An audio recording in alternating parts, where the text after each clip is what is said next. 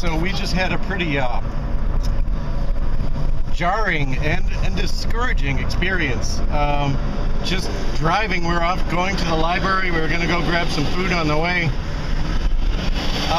Along the side of the road over in a ditch, I don't know why I was looking there, but I saw what looked like a crumpled body along the side of the road.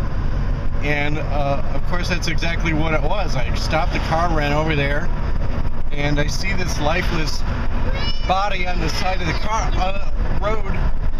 The guy's not moving, and I didn't see any blood. I couldn't see what was wrong with him, but I started to move him and talk to him, and he was in fact still alive, but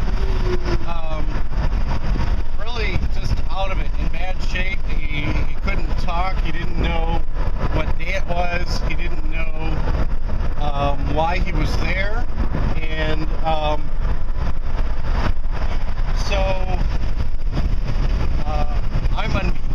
I don't carry a cell phone. I had to run up, and you know, it's 2 o'clock. It's not rush hour. It's not lunchtime. People are not in a hurry to get to their half an hour lunch.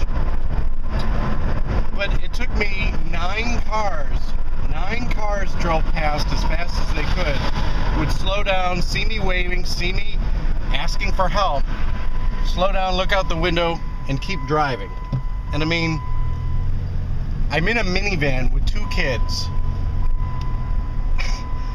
I don't look like a threat or a terrorist. I don't know what is going on with these people, but it's really discouraging to see just how many people in a situation where somebody needs urgent medical help wouldn't even slow down their car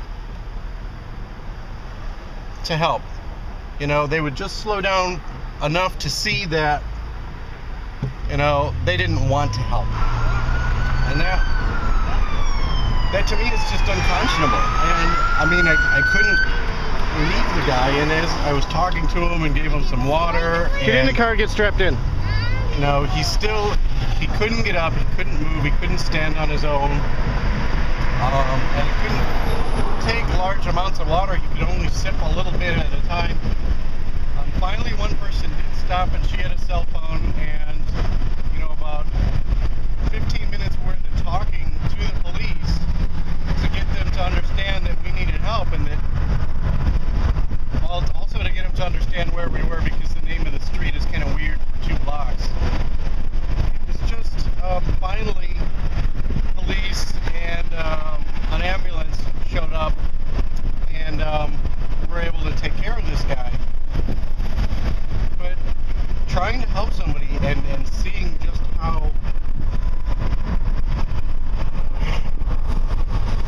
ambivalent and careless people are, is just really discouraging. I don't know what to say about that. And I just could never look at someone that needed help like that and just go about my day. I just couldn't do it. And even the guy said, please leave. I don't want any help.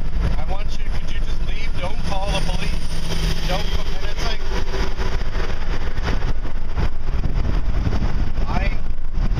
I can't just let something like that happen and go on my way. It's just not the way I was raised. And it's, you know, I hope he's going to be okay. I'm pretty sure now that the medics arrived that someone can actually help him out better than me. So anyway, that's just what happened. So I'm betting the microphone caught way too much wind, and the library's right down the way. We're on our way out to the library, and you know, looking off to the side of the road, just I'm talking to the camera. I see what looked to be a body in the ditch along the side of the road.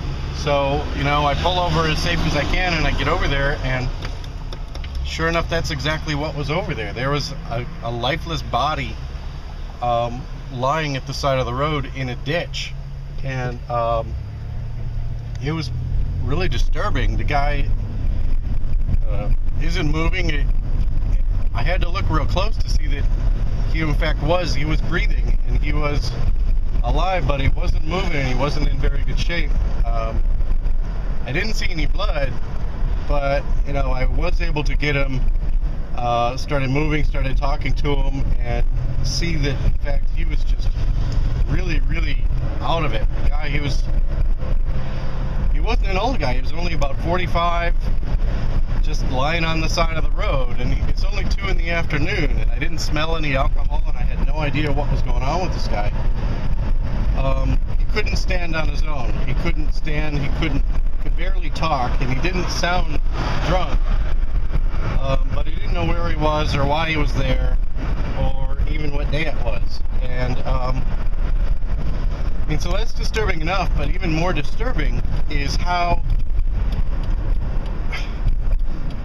So I went up to the side of the road, and there it is. You can see I got my flashers on. This is what I look like. I got 2 kids in a minivan. It's not like I look like a terrorist or anything. This is the library building. Yes, there it is. We have to be very quiet. Yeah, we try to be quiet in the library. That's right. So I run up to the side of the road, and I'm trying to get some help, and it took 7 cars. 7 cars would slow down enough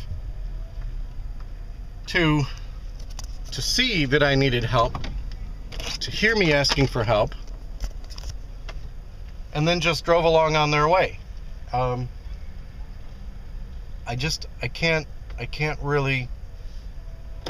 can't understand that. I can't sit well with that. I can't see how people can be that way. So,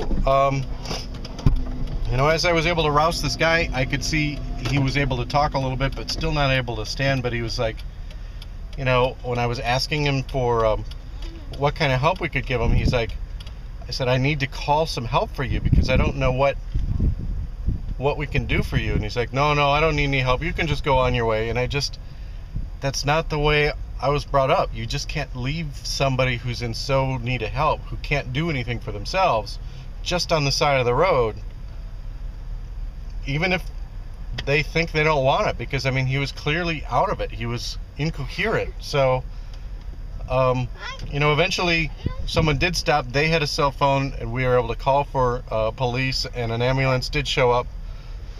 But this was disturbing. Anyway, gotta go. Hey, Daddy,